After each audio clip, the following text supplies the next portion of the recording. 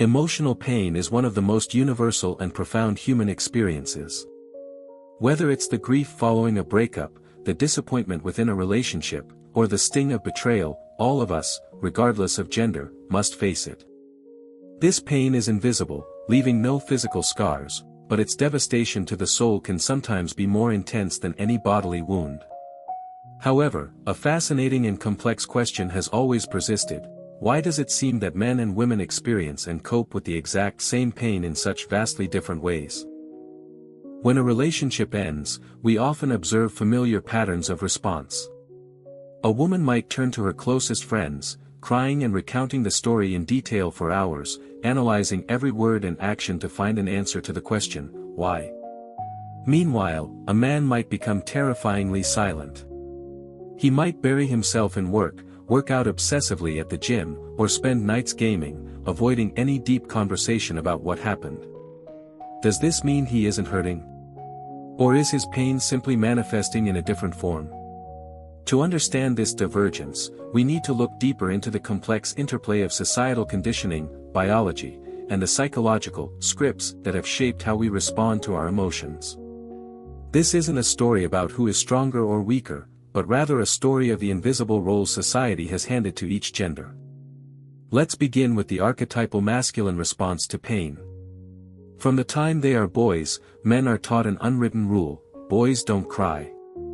They are encouraged to be strong, stoic, and to keep their emotions in check. Expressing sadness, vulnerability, or fear is often perceived as a sign of weakness. This rule creates what psychologists call the man box, a narrow and confining space of masculine norms where emotions are suppressed and stoicism is praised. When confronted with emotional pain, the first coping mechanism for many men is to channel that pain into action. This is a modern version of the fight or flight response. Instead of sitting still and feeling the pain consume them, they find a way to do something. They might take on a new project at work, set a goal to run a marathon, or renovate the house. Action provides a sense of control in a situation where they feel completely powerless. Focusing on a concrete task helps their minds escape the vortex of negative thoughts. The second mechanism is suppression and rationalization. Men tend to analyze their pain logically rather than feel it emotionally. They might tell themselves, "The relationship wasn't right for me anyway," or "I'll be fine." They try to downplay the significance of the loss, viewing it as a problem to be solved rather than a wound to be healed. Their silence doesn't necessarily mean they don't care, it is often a defense mechanism, a wall built to keep overwhelming emotions at bay, emotions that might make them feel out of control and vulnerable. However, suppressed emotions don't simply disappear.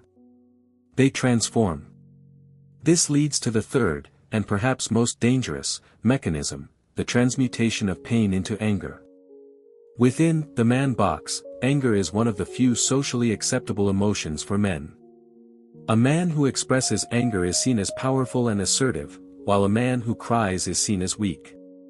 Therefore, sadness, hurt, and feelings of rejection can be masked by a veneer of irritability, frustration, or even aggression. On the other side of the spectrum, the feminine response to pain often follows a completely different script.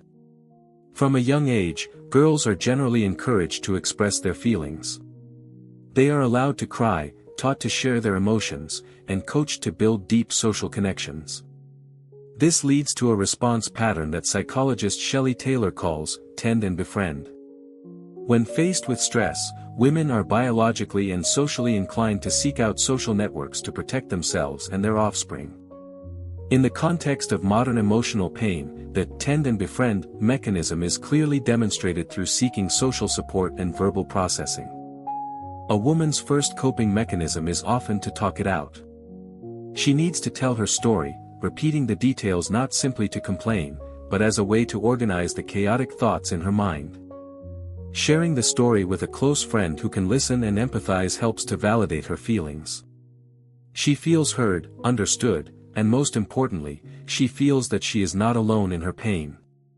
The second mechanism is emotional immersion and rumination.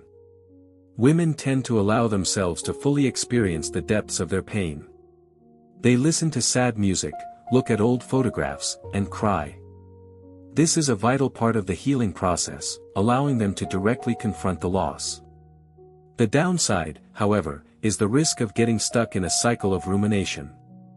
This overthinking can turn healthy emotional processing into a negative, depressive state, making it difficult to move on.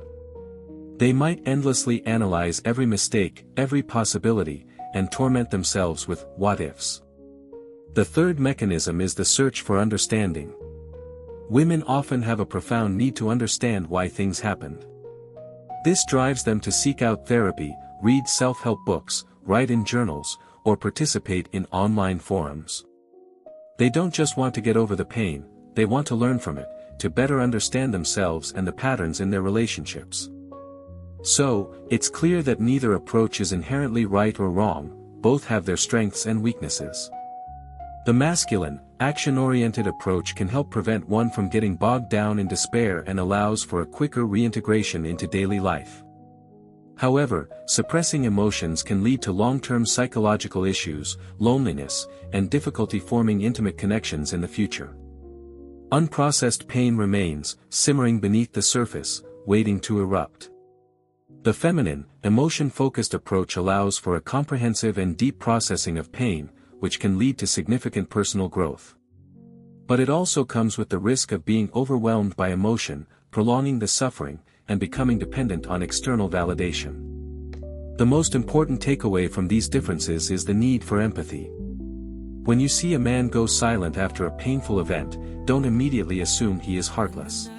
It may be the only way he knows how to keep himself from falling apart. When you see a woman crying and talking about her pain, don't dismiss her as being weak or dramatic. It is her way of bravely confronting and healing her wounds. The ideal path to healing likely lies in a balance between these two approaches.